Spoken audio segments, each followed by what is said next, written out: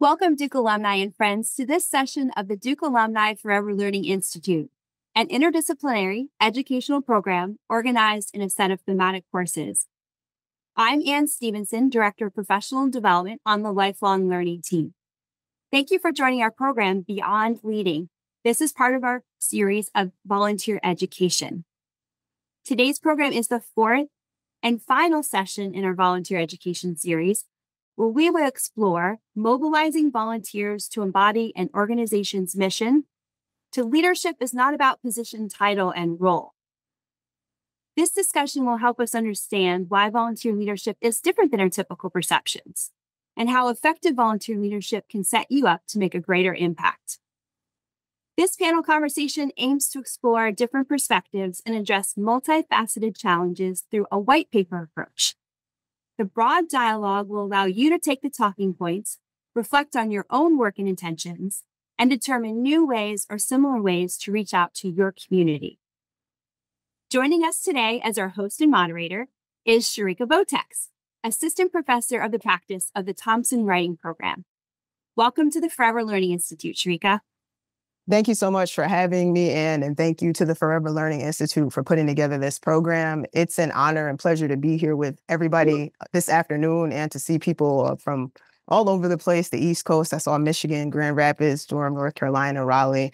And it's good to see such a wide variety of people in the space today. Also have to say there's some West Coast people from California. So glad we're coming from various places and from various spaces, which I think wonderfully aligns with the ways that you'll see the panelists coming from different areas of study and research, but also coming to a place of having some common ground about the idea of beyond leading, which we'll focus on today. So it's my honor to introduce the panelists, Dr. Joan Clifford, Dr. Patrick Smith, and Professor Alexandra Zagbayou, who I'll be starting with the introduction of. And I'm, again, honored and humbled to be here with everybody. So Professor Alexandra Zagbayou is an associate professor of the practice in the Sanford School of Public Policy and a faculty affiliate in the Center for the Study of Philanthropy and Volunteerism. According to Megan Modafferi and Frank Stasio's 2014 story, Meet Alexandra Zagbayou, Zagbayou was born in Montreal, and she and her family have roots in the Ivory Coast, where she lived until she was 10, before, according to Modafferi and Stasio's story, Zagbayou's family fled because they feared political persecution in the tense years before the country's civil war. According to Alexandra's biography and the Sanford School of Public Policy website, she is the proud immigrant from the Ivory Coast, child of a first-generation college student, and the second of 7 children. She dedicates her work to her parents, Safi Lufuma and Gregory Zagbayou, lifelong public servants who gave her the world. When naming a leader who has inspired her, which I'll ask you all to please share the name of the leader in the chat that's inspired you, Zagbayou responded with the following quote: "My own mother, Safi Lufuma Zagbayou, is the person I am most inspired by. My mother and her friends in our living room in the Abidjan orchestrated a refugee resettlement program for Congolese refugees fleeing the war in the late 90s. There were no accolades. There was no money. There was nothing to gain. She was simply moved by her conviction and invited others in support, and that reminds me of the purpose of leadership, to care for one another, to be whole, together." In reviewing Alexandra's Teaching Recent Courses page of her Duke Scholars page at Duke, a reading of her course titles makes it evident that she is interested in leadership, community, and public policy, all of which you'll hear about today. In fall 2022, Zagbayou taught PubPol 270S, Lead the Way Durham, Civic Engagement, Social Innovation, and Community Leadership in Bull City. In PubPol 295, Women as Leaders, a course she also taught in the spring 2023 semester. This semester, which we all are just concluding right now excitedly and also ambitiously thinking about finishing up strong, Professor Zagbayou taught PubPol 263, Leading in and with Community. And I stop and pause there because I believe that's a lot of what you're going to hear from this panel today about the idea and the practice of leading in and with community. And being here with you all today, we consider you a part of the community that we're grateful to be doing that with. A turn to Alexandra's October 21st, 2021 Indie Week letter to the editor titled, in quote, "Can our school decisions reflect our pro-equity politics?" evidences her passion for equitable education for students and the call she has made for equitable education. Within the letter, Alexandra's passion for equitable education is evidenced in her remarks where she states, "As a community that champions equity in public schools, this is our moment to align our values and our actions. Then our district will be positioned to bring to fruition our dream for our children in schools by creating a set of policies that leverage the magnet policies, school assignments, and boundaries in service of equitable access to robust quality education for all children." I am honored to be a part of a panel with Professor Zach Bayou, whose work and contributions I look forward to continuing to learn from and learn about. Next up, I'll be introducing... Introduction, Sharika. That was beautiful. Thank you very much. It's an honor to be here with you. Next up, I'm excited to introduce Dr. Patrick T. Smith, who is an associate research professor of theological ethics and bioethics, a senior fellow for the Kenan Institute of Ethics at Duke University, and a director of bioethics program, Trent Center for Bioethics, Humanities, and the History of Medicine for the Duke University School of Medicine. I will say at this point, though, all the panelists' titles are longer than my actual bio, so that's another impressive reason to be here with them today. According to the Stories at Duke Divinity story, Patrick Smith, Theological Ethics for the Public Good. For Smith, biological ethics are inseparable from social ethics, which was published on May 10, 2019. As is the case for Zach Bayou, who you just had the pleasure of hearing about, family played a powerful and influential role in Smith's life, according to Duke Divinity School story.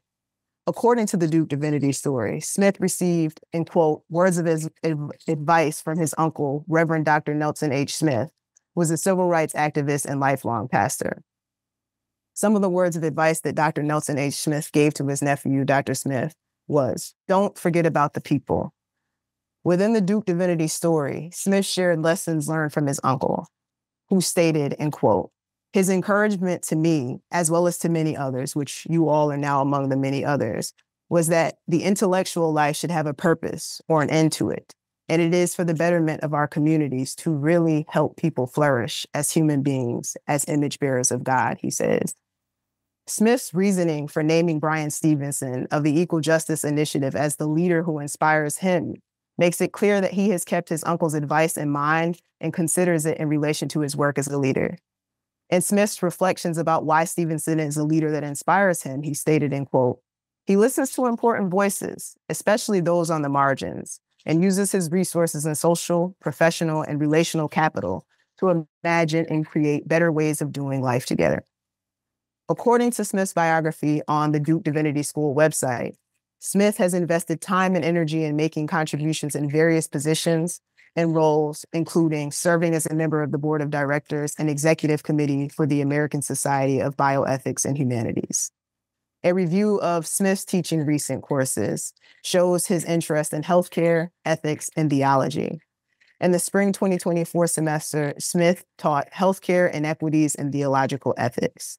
In the fall 2023 and fall 2021 semester, Smith taught BCS 763, The Ethical and Political Thought of Martin Luther King Jr. Along with the work of teaching that has been a part of Smith's professional career, both in his work as a professor at Duke and his time at Harvard, where according to his Duke Divinity School biography, he was, in quote, a lecturer at Harvard Medical School in the Department of Global Health and Social Medicine. Smith has engaged in leadership and service work, which you will learn more about on today's panel, which I am honored to be a part of with him.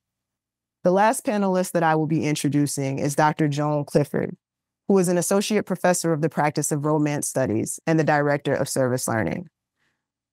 In Matt Hartman's story, New Service Learning Director Looks Beyond the Discourse, which was published on October 27, 2022, Hartman asked Clifford, what should students who consider service learning but still on the fence know about the program? In responding to Hartman's question, Clifford states, in quote, "I would encourage students to consider how they are building their critical consciousness of our society." I'm sure she's going to encourage you all to do the same today. She also stated, and I would have them pause and reflect on how they understand the systematic inequities within Durham, work that connects her to the work that Professor Zach Bayou is interested in doing. Joan continued on to state, "I think that your college years are a moment when you have the opportunity to take more risks or experiment a little bit with your worldview. And I think have those on-the-ground experiences interacting with different members of our community present transformative moments." Clifford's response evidences that, like Zagbayou and Smith, she has an interest in the power and possibilities associated with the collaborative work between institutions and communities. Along with making contributions within her role as the director of Duke Service Learning, Clifford's teaching activities include, from 2016 to 2018, partnering with an editor from the Raleigh-based Spanish language newspaper, Que Pasa, and a journalist from the Charlotte-based Spanish language newspaper, Mundo Hispanico, to develop and publish articles written by undergraduate students. According to Clifford's Scholars at Duke Teaching Recent Courses page, in the spring 2024 semester, Clifford taught Global Health 326, Health, Culture, and the Latino Community, Service Learning, a course that was also taught by her in the spring 2023, fall 2023, and fall 2022 semester. As a scholar, Clifford has contributed to co-authored work, including her and her co-authors chapter, an exploratory study of student perceptions of service learning and social entrepreneurship, which, thanks to Professor Zagbayou, is among the homework that was assigned for today's panel, and her co-authored book, Community-Based Language Learning, a Framework for Educators. In response to me asking Joan for one word on theory that describes her leadership, Clifford shared the word democratic. As a new faculty member at Duke University, and someone who, like all of the audience members today, is interested in the topic of beyond leading, it has been my pleasure to learn more about Joan's work, and I am honored to be with her on the panel. So I thank all of you for listening to these introductions about these phenomenal scholars, leaders, and community, as Professor Zagbayou has said, practitioners. And as we shift into the questions that the panelists will be in dialogue about, I want to build on Joan's remarks about being a leader who would describe herself as democratic and turn to Dr. Cornell's work in Black Prophetic Fire, where he talks about Ella Baker, and provide a little context and information and insights about the ideas around democratic leadership before turning my question to the panelists. So on Black Prophetic Fire, Cornell West writes, I think in many ways, Ella Baker is the most relevant of our historic figures when it comes to democratic forms of leadership. When it comes to a deep and abiding love for not just Black people in the abstract or poor people in the abstract, but a deep commitment to their capacities and their abilities to think critically, to organize themselves, and to think systematically in terms of opposition and transformation of a system. And so with Dr. Cornell West's words in mind and the bios of these scholars in mind, I'm excited to get into a conversation with them. And I want to first turn to Dr. Clifford to ask her to expand on the word democratic is one that she uses for her leadership style, and to talk more about how it informs her work and how it captures and reflects who you are as a leader. And then we'll hear from Professors Zagbayou and Smith. Great. Thank you for that wonderful, thought-provoking, anticipatory introduction. I think that my use of democratic comes from my desire to really work in solidarity with communities. I think that you must lead by example. You must never ask someone to do something you're not willing to do yourself. And one of the great skills that luckily my team within Duke Service Learning really holds up is active listening.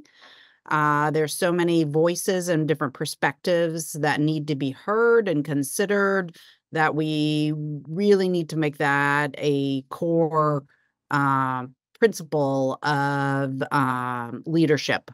There's always more to learn.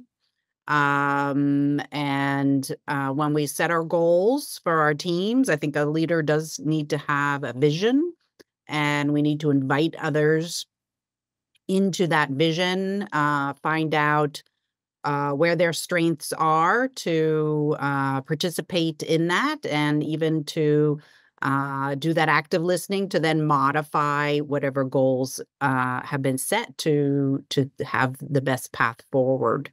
I think it is important to hold people accountable, and especially working with communities. It is important to understand impact. There's a very important difference between intentions and impact. So we need to really, again, participate in that active listening and always have that critical reflection, which I'll be referring to throughout the conversation today. Service learning and community engaged work. In my mind, I'm coming from the undergraduate university experience as a director of service learning here at Duke. And service learning has three basic components of an academic experience in the classroom, a community experience outside of the classroom, and then the practice of critical reflection. So I take that to heart. I think reflecting on practices, reflecting on values, that's core to being an effective leader. So perhaps I'll mention one more thing and then I'll pass it to my colleagues. I think also thinking about the well-being of your team, the well-being of your community is key.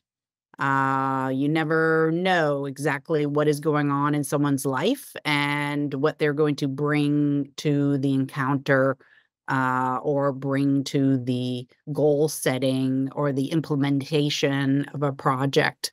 And we need to be compassionate and we need to be informed and we need to be meeting people where they are in the work. And with that, I'll invite colleagues to comment. Thank you so much for that, Dr. Clifford. I'll pass it over to Professor Zagh-Bayou about her one word that describes her leadership style, and how does that word capture and reflect who you are as a leader? Yeah, thank you for that great question. And I'm already learning as even you set up the questions, I'm like, oh, I just learned something new to include into my own practice. I use the term social architect, and in one of my classes, we read Peter Block's book, Community, the Structure of Belonging, and he talks a lot about how the goal of the leader is not to be the one to have the best idea, but to create the conditions that enables people to feel a sense of relatedness and connection, to then be able to together decide what is the work that they want to create together, what is the world that they want to build, and how to leverage their own experiences, their talents and gifts in service of whatever it is that the group has decided together. I think for me, that also ties to the framing of Ella Baker's idea of democratic leadership, particularly one, I think it requires a belief in the dignity in people and their own power and their own agency, which I think is really fundamentally important for those of you who serve on boards or who volunteer or who write checks to organizations, right, to actually fundamentally believe that people have the capacity, have the imagination, have the vision to be part of transformation in their own communities. I think that idea of critical consciousness, I think the part of leadership to me that is exciting and inspiring is how do we build relationships and connections that enable us to create a shared reality, and then from that place to be able to act on what it is we want to believe. And I think Block's definition of leadership as a social architect creates a lot of space, right? The leader in some ways is not the center point. It is an important part of transformation, but it is actually, in some ways, I tell my students, if I'm doing my job well, my hope is that they're not looking to me, that they're looking to each other, right? And that, to me, I think is particularly important in community work, because I do fundamentally believe that people have solutions to their own problems and their own imagination of possibility. I think that for me, particularly when I lead from the place of being on a board or volunteering, I think an important part of being able to live into that idea of social architect is to actually live with people and to do life with people. I think there's a particular way that building relatedness is also about, are we experiencing the same things? as much as we're able to in, for example, Durham. I make my students every week go out in Durham and participate in things. And students have said, like, I've learned so much in Durham in this semester, and I've been here for 4 years because I go volunteer and I come back to campus, but I've never been to the I've never been to a school board meeting. I've never been to the farmer's market. And yet we are taking on positions of leadership in spaces. And so I think that particularly bringing in Wells' writing about being with, and that idea of being with, working for, I think to be able to tap into the capacity of being a social architect is also rooted in a shared sense of humanity that we can only get by actually doing life together, that then enables us to dream together and unlock our individual talents and gifts in service of transformation. And so I think that is how I conceptualize leadership, think about myself as a leader and even a teacher in my classroom. If I'm doing a good job, what students will remember is each other and not me in their process. And then bringing that to all the spaces that I'm invited to participate and be a member of. I'll pass it over to you, Dr. Smith.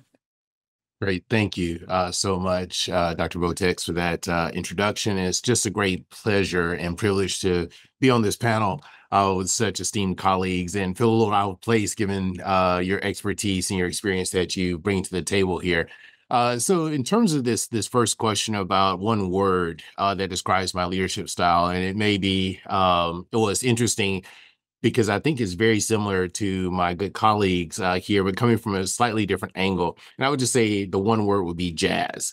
Now, if I were allowed a bit more space, I would say something like jazz is more than a music. And so when I think about this notion of jazz as more than a music, there are all these motifs or themes or tropes that emerge when one thinks about that culture, that genre of music. And out of the many motifs that one could draw from, there are three in particular that at least I will highlight here as it does inform my kind of leadership style in some ways. And the three kind of themes that I would draw from would be syncopation, improvisation, and call and response. And so I'm not a musician, nor do I teach musical theory, just someone who loves that music and has been shaped by it in fundamental ways. But when you think about this notion of syncopation as an element of this genre of music, syncopation is this kind of emphasis on the offbeat, right? Or the upbeat, which is somewhat distinct from other genre of music. And that's fascinating because, of course, other forms of music uses syncopation, but some would say that jazz is syncopation gone mad. And what that does for me in some ways is just reminds us that this notion of syncopation is not only just paying attention to the downbeat or to the main beat, but the offbeat, right? That which is not necessarily the norm, or that which is maybe not paid attention to as much, or that which can be dismissed or marginalized. And then this notion of syncopation, emphasizing the offbeat, generates the kind of rhythm, right, over and over again. And so now the rhythm, as we begin to navigate spaces, is kind of punctuated by this notion of syncopation, which is a kind of an attention to the margins in some ways, right? So it's not that you don't pay attention to the downbeat, right? But it's that you pay attention to both the kind of the offbeat as well as the main beat. And that becomes the kind of rhythm of listening to those voices on the margins and looking for those things that perhaps are not as fully seen whenever you're navigating various spaces. This notion of improvisation, many people associate, I think, improvisation with jazz. And yes, philosophers of jazz and philosophers of music have, wrestled with what is improvisation and what are those necessary conditions for it and all that. That's not necessary for us to get into in a space like this. But this notion of improvisation, at least the way that I want to put forth it here, and also how it informs my leadership style, is taking seriously both the notion of kind of tradition or that which has come in the past and theoretical frameworks, but then also a kind of flexibility and economy of play within certain parameters and within certain boundaries to be able to reimagine new ways of doing things and being creative, right? And I think leadership requires something like that, a deep commitment to maybe that which has come before with whatever kind of traditions we may lay claim to, or our organizational traditions and so on and so forth. And at the same time, recognizing that as situations change, as things emerge, that we have to have the ability to be able to play a little bit, to reimagine, to create something new. And even though some musicians play the same song, it's not the same song. Right. It may have the same title, but it's a different type of experience in the moment. It reminds us to be in the moment. I think that's really important when thinking about leadership. And then lastly, this notion of call and response, right? So call and response is this idea that every individual who's part of, let's say, a group has an opportunity to solo, perhaps to have its own voice, and also be part of a larger kind of conversation in unison as part of a larger melody. And not only the musicians who are part of this kind of experience, but those who are listening in, who are participating, they also respond to the call of the musicians, and then the musicians respond to the call of those who are listening in, such that it's a full participatory kind of engagement, which fits, I think, very nicely with what Dr. Clifford was saying with regard to this kind of notion of a deep democratic type of engagement. Moreover, I think that you think about the various instruments that come together in that space, right? Some of those instruments weren't meant to be together initially, right? But bringing these things that don't seem to go together, but creating something very beautiful is something that reminds me of how I try to, approach leadership in different ways. And the last thing I'll just say with this is that all of these things requires a kind of deep listening and reflection. And so I think that just really captures in my approach to leadership, and also at least the way that I try to navigate various spaces in different ways. So again, I think all this helps cultivate certain types of democratic dispositions in us.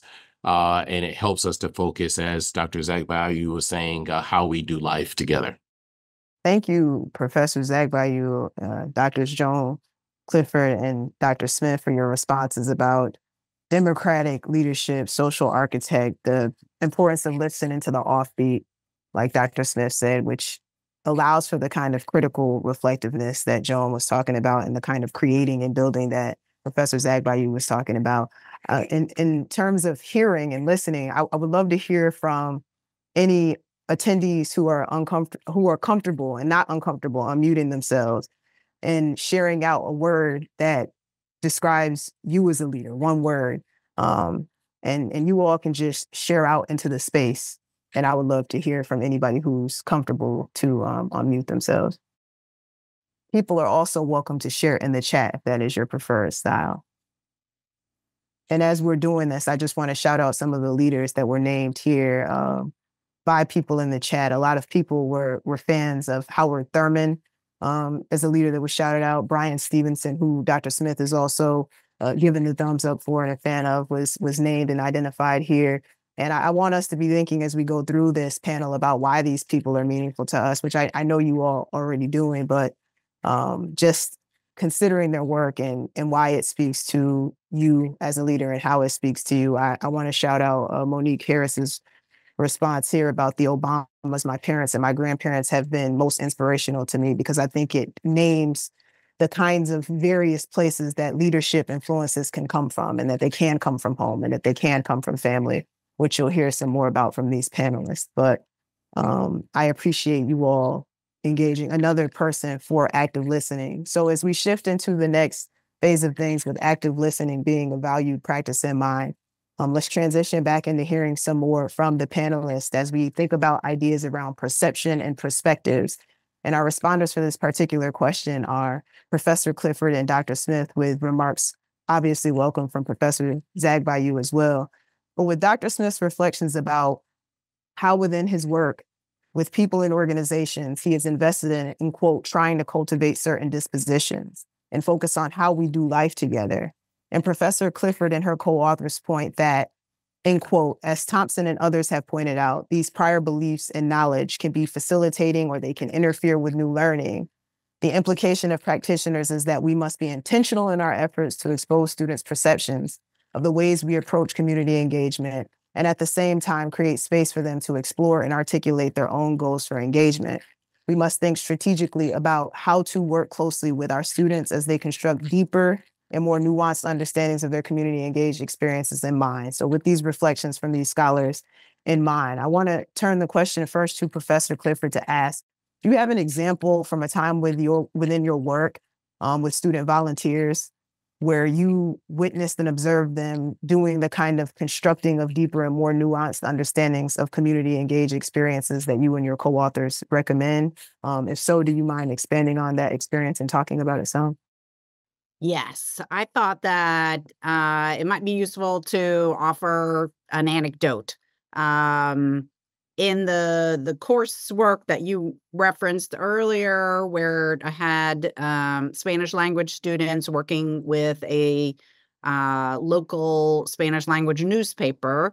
It's a publication that is based out of Charlotte and has various branches in Raleigh and other locations in North Carolina. But they have an entire news coverage in Spanish. And since we were at a 300 level Spanish course, it was a project of ours to work with two of the Latino journalists and to have the journalists coach the students through selecting a topic and developing a story, right? Actually writing the story in Spanish. And if it made the cut, it then was going to be published in the Spanish language newspaper.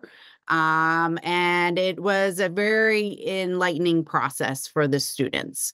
There was in particular one student who was tasked with writing about the healthcare system in the United States, specifically kind of how to use the emergency room, because Latinos have a different understanding of when to use the emergency room in hospitals due to differences in healthcare structures in Latin America and Mexico compared to the United States. So this particular student did her research.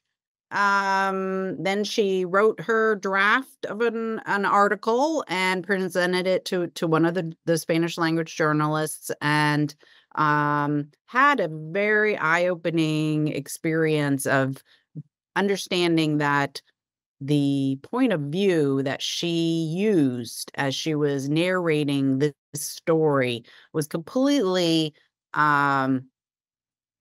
based on her life experience and did not in any way reflect what the community, the Latino community, would be reading this story in the Spanish language newspaper, what they needed to learn about emergency rooms in the United States. So she had a very transformative process of realizing her positionality and understanding how her perspective was not appropriate within this context, and how she had to then reimagine how to tell this story in an appropriate way. And this student stayed very active in different service learning courses throughout her career at Duke, and many times this particular episode came up in how she talked about how she learned from community, how service learning impacted her understanding, her worldview. And so I offer that as an example of how those immersive experiences really can create those opportunities for all of us, not only undergraduate students, but all of us to really reconsider our assumptions and to look for new ways to understand the diverse identities that are with us in our communities around us.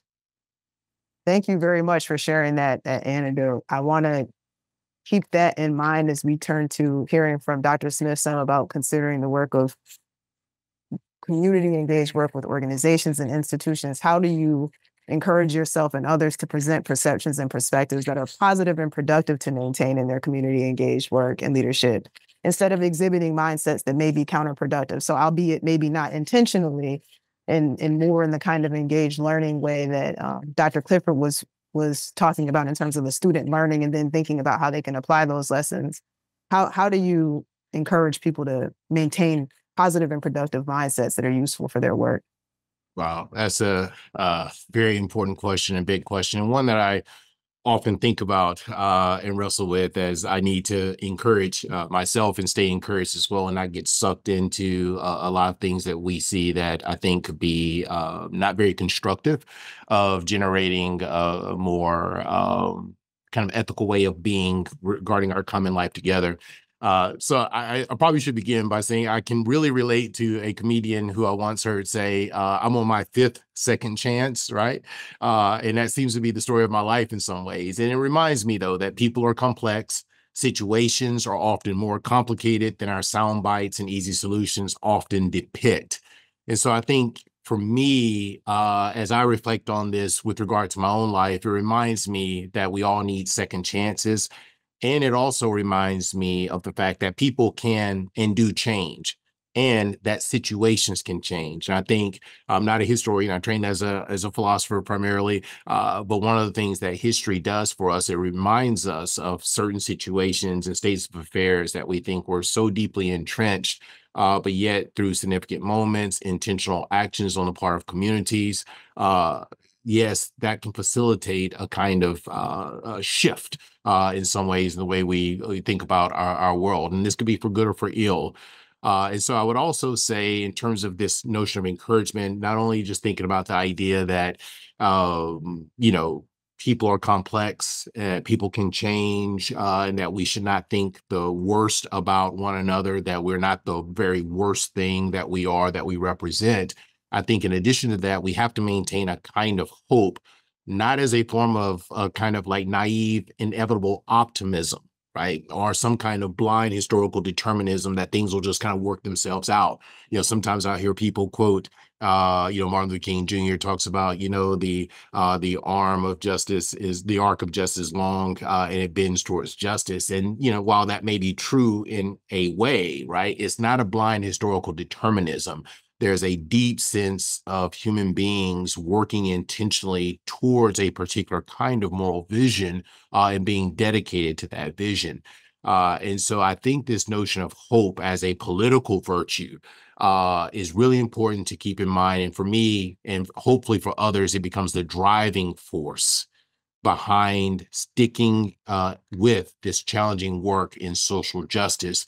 Because I think that social justice requires that we not only envision a better world, but we have to have something that continues to drive us to work for that world. And we think about things that currently are not, that we wish they were, and we hope that they can be. And so we work to those ends, even if we haven't seen it yet. So I think this notion of social of hope becomes really important. And I'll just lastly say this. I do like the words of an Africana philosopher by the name of Lewis Gordon, who's at the University of Connecticut, when he roughly says something like that we will err or falter if we fail to remember that our social and political struggles are for the next generation. And I think that's powerful. And what he's saying there is not so much that we don't work in a way that we want to see the change here and now, because obviously we do. Obviously, we're working to those ends, and we hope that it will be. And at the same time, we also realize that even if we don't see the fulfillment of all of our labors right now, that the idea is that we're working for the next generation. And that's what helps sustains us and encourages us through this process, even during those dark times and bleak times as we look towards the future for a better way of doing life together. Thank you so much for that response, Dr. Smith, and Dr. Clifford for your response as well, and for noting ideas around optimism and being optimistic and thinking generationally about ideas of leadership and the impact and influence.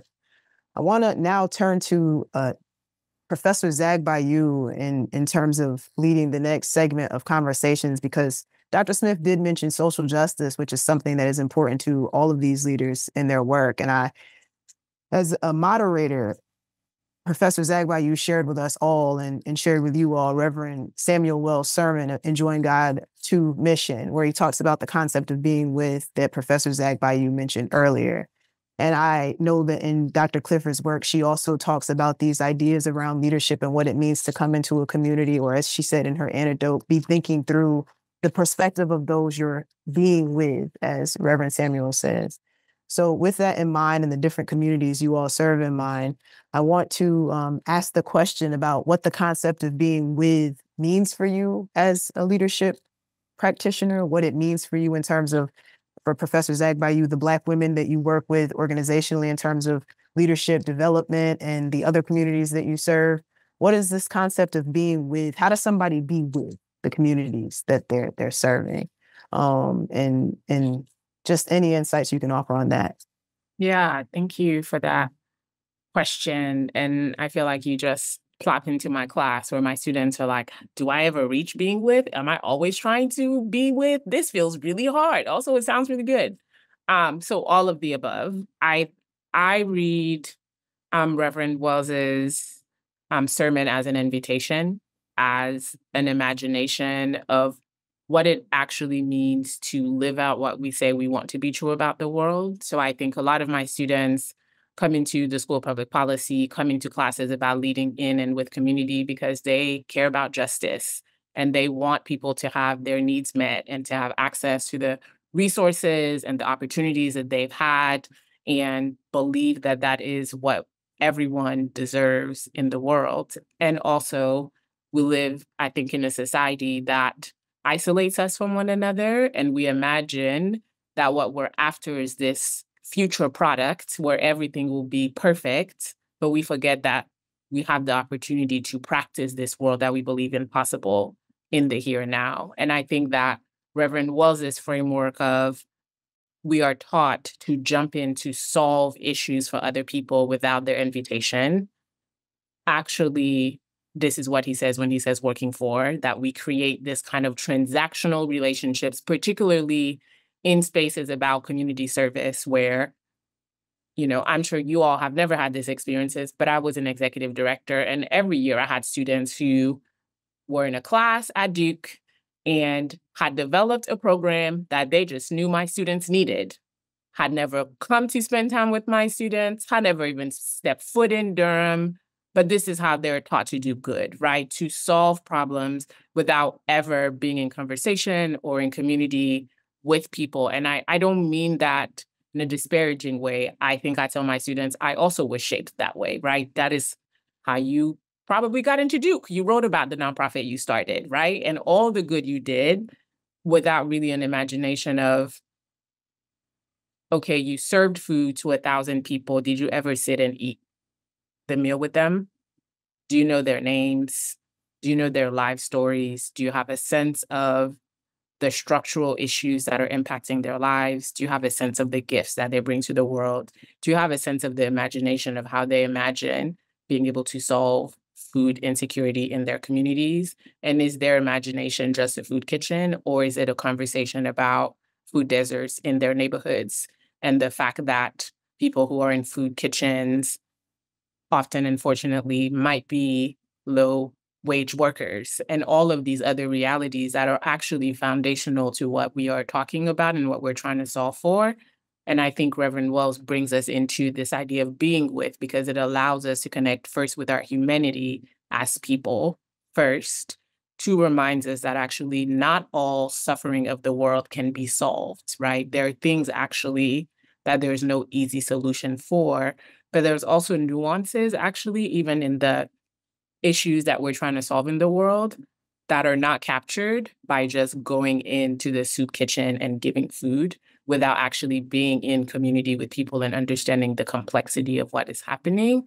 And I think it is a also dignifying way to live in community, to not just give people things, but to actually journey with, right? To learn, do they like jazz, or do they play jazz, or do they sing? And what does that sound like, right? And so I think in my personal practice, I think that looks like a variety of things. When I was an executive director in Durham, when I started, I lived in Chapel Hill, and I was like, this doesn't make sense. I live and work in Durham, and if I'm going to be a leader in my community, I need to understand my own community, and I can't do that from living away from the people that I am hired to be in community and leading with. And so I moved to Durham. I joined the Y. I went to church with my students. I saw them at the grocery store.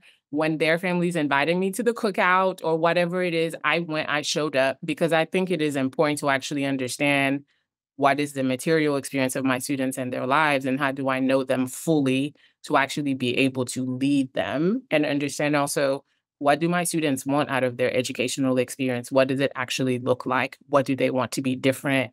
What do they think we're getting right? What do they think we're not getting right? We can read a lot of studies, and that's great, but you still miss a nuance in being with people. And so I think that, to me, it is foundationally important to do that. And I think the last thing that's really important about Wells' framework is, I think he uses, one of my students says, Wells invites us to imagining abundance and that everyone has something to contribute, that we are all simultaneously rich and we are all simultaneously poor at the same time.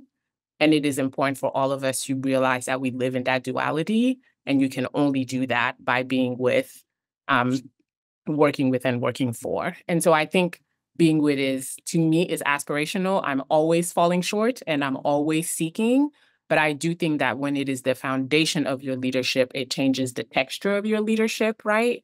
That it's not just about checking the boxes, but it's asking more transformational questions. And even, what is the purpose? Who's at the table? Who's not at the table? Are we having this conversation in a dignified way?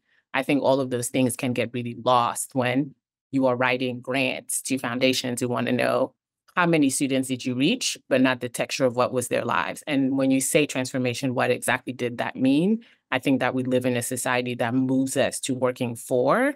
And I think Wells says, before we get there, we should start with being with one another, because we can probably solve a lot of our issues if we live together and thought about, how does that change, segregation patterns in our housing would actually fix a lot of the things we're probably working through nonprofits to fix, right?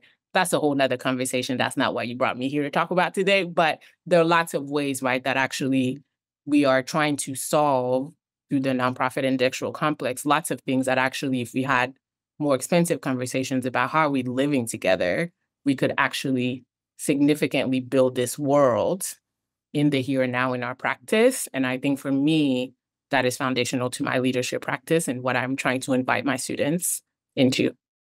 Thank you so much for that response, Professor Zagbayu. And that's precisely what we brought you here for today, and everybody else, was those remarks and the insights you shared. I want to make sure we have some time now to turn it over to the audience to share any questions you have for these panelists, and to thank Dr. Smith, Dr. Clifford, and Professor Zagbayu for these enlightening and inspiring responses about the aspirational work of being with, and have the chance to be with you all now in this moment. There is a question in the chat from Nancy Sutton. If one of the panelists please speak to the notion of accountability with volunteers, a point that is noted as Dr. Clifford raising? I can begin. Simply put, I think there always have to be norms that are established as you enter into a relationship with the community organization. And hopefully in that establishment of a partnership or an MOU of some sort, you have those initial conversations about what are the consequences for certain types of behaviors or certain types of misunderstandings. What are the communication strategies that are going to maintain a transparent and healthy relationship?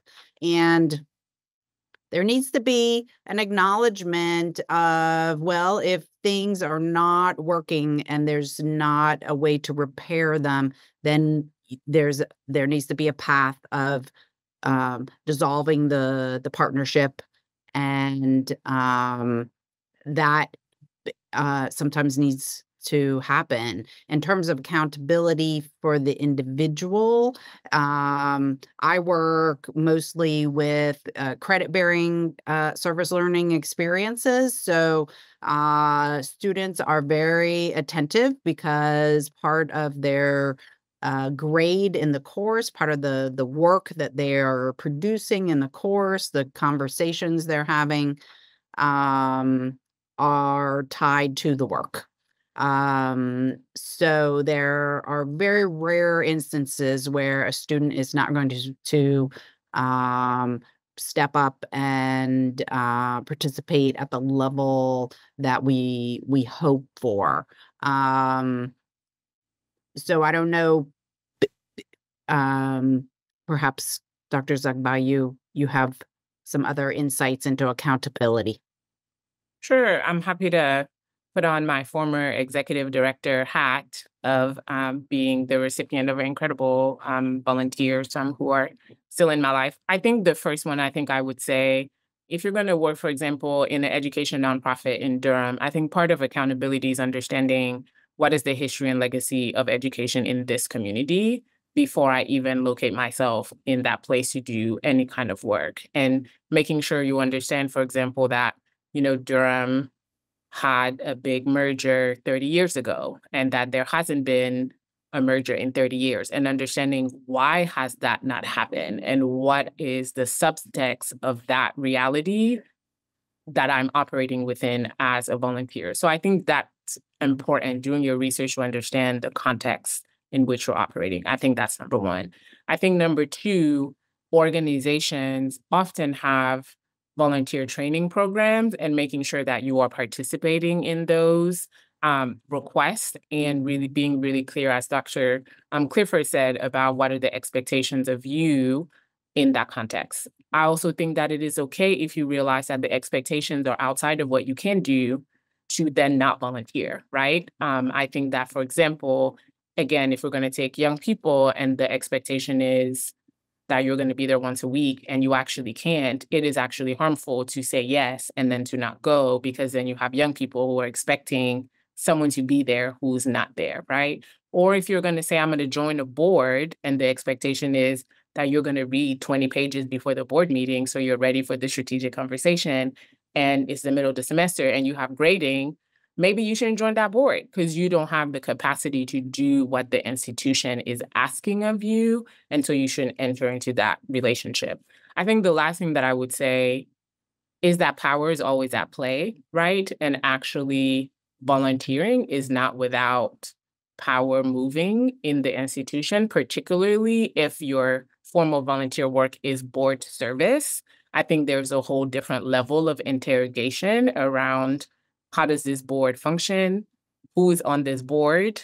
What is my role on this board? Is it to support the executive director? What does that mean? What does that look like? If that ED is a white person or a woman or a person of color or a woman of color, what are the realities of leading from those positionalities? And what is my role as a board member in those spaces? To me, all of those things are forms of accountability, or really thinking about, what is the request that the partner is making of you?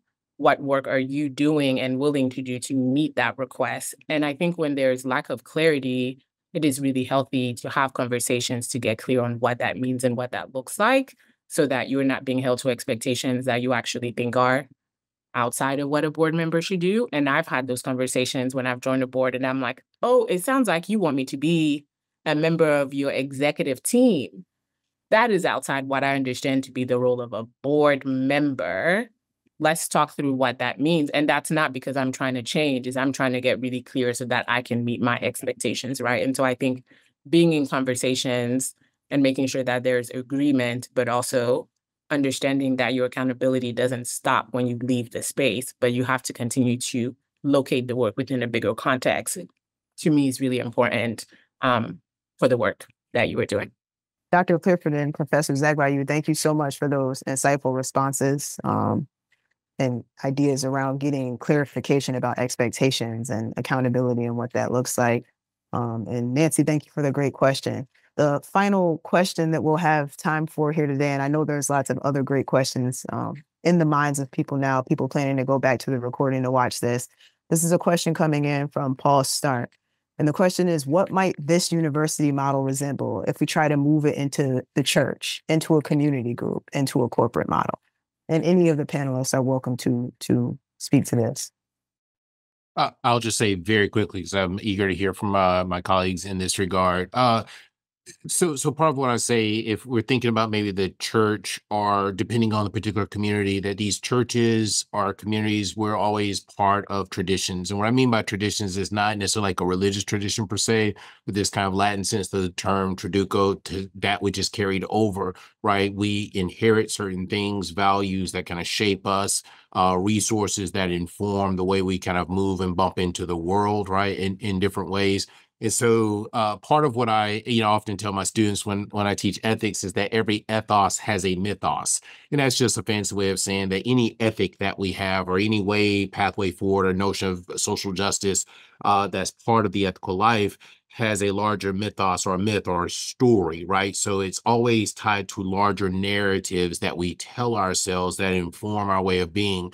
And so social justice in and of itself is a generic concept, such that it has to be actually specified in particular ways. And often the content of social justice is tradition specific.